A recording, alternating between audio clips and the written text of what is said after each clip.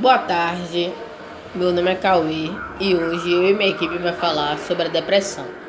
A depressão, como muitas pessoas acham, não é dividida em apenas um grau ou apenas uma doença, mas sim ela tem vários graus e vários tipos, né? Como a depressão distímica, a depressão normal e a depressão clássica. Eu vou falar sobre a depressão clássica.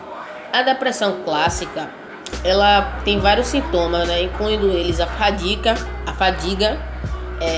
a tristeza profunda, o distúrbio do sono e a pessoa não consegue realizar atividades que ela realizaria normalmente no seu dia a dia. E algumas pessoas acham que não estão com depressão, mas algumas pessoas podem até ter. Ela pode se sentir cansada por causa do trabalho, mas ela pode ter depressão. Vamos dizer, a pessoa trabalha muito, né? Está passando por um momento difícil, mas ela chega em casa e está se sentindo cansada. Ela pensa que algumas vezes não é depressão, mas sim o cansaço que ela teve pelo trabalho. Mas algumas vezes ela pode ter uma depressão, como a própria depressão clássica, né? Que pode estar dificultando ela realizar suas atividades diárias. Ela se sente mais cansada, né, ao realizar suas atividades.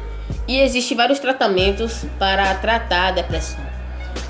Um deles tem 3 fases, que é a primeira fase que é aguda, a segunda que é a continuação e a terceira que é a manutenção.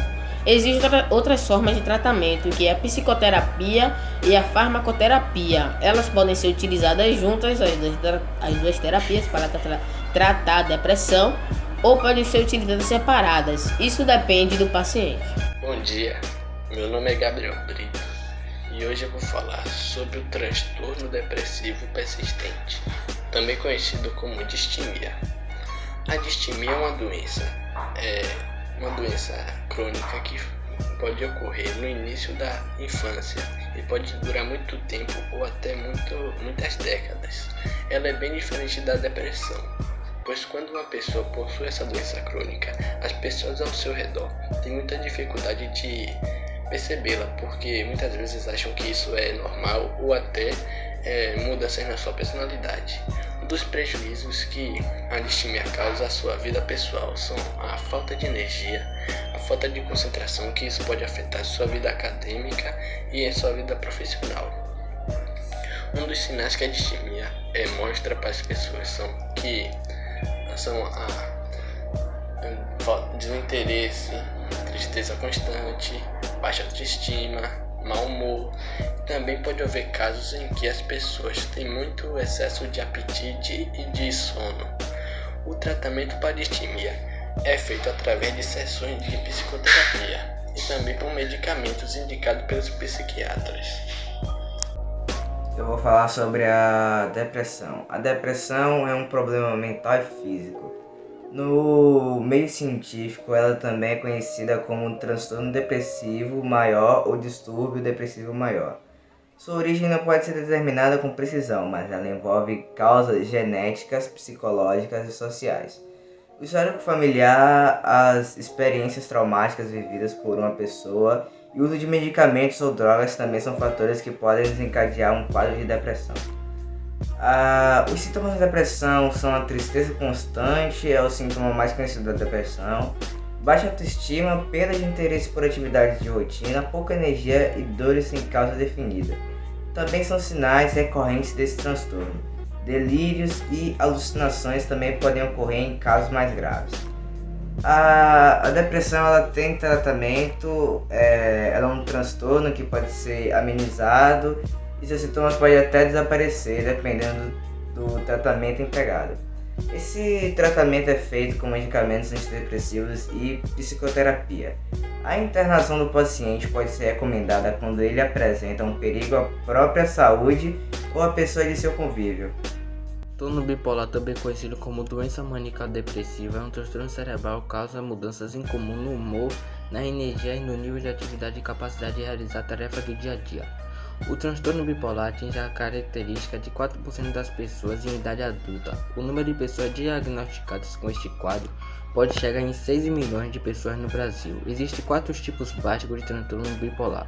Todos eles envolvem mudanças claras no humor, na energia e no nível de atividade.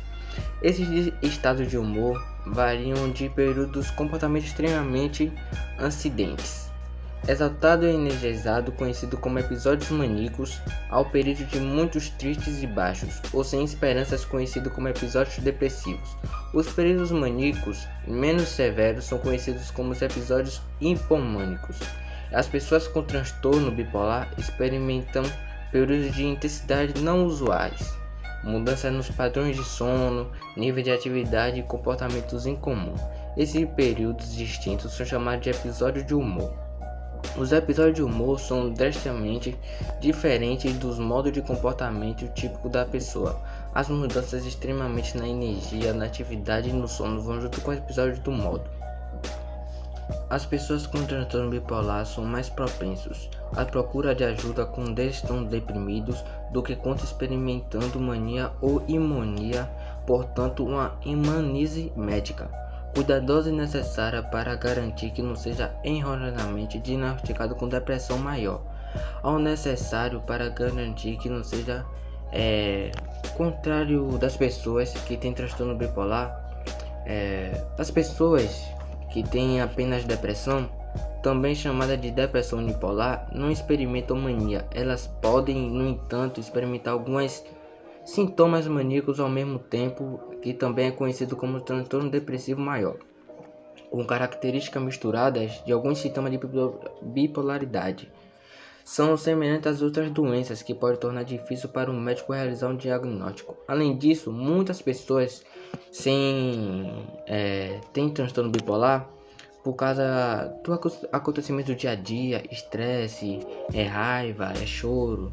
Aí as pessoas mudam de humor rapidamente, como posso dizer, você tá feliz aqui agora, 15, 10 minutos, 20, você tá todo para baixo, sem autoestima, sem nada. E juntamente com outra doença, como transtorno de ansiedade, o abuso de substâncias ou transtorno alimentar, as pessoas bipolares também estão em maior risco de doença de tireoide, dores na cabeça, enxaqueca, doenças cardíacas, diabetes e outras doenças físicas. Os transtornos bipolares a gente pode ver no nosso dia a dia, em escola, em grupo de amigos. Você vê uma mudança naquela pessoa. Olá, meu nome é Gabriel Ferreira, eu sou do nono ano do Colégio Batista São Caetano. Eu vou falar o que é melancolia, o que é uma pessoa melancólica.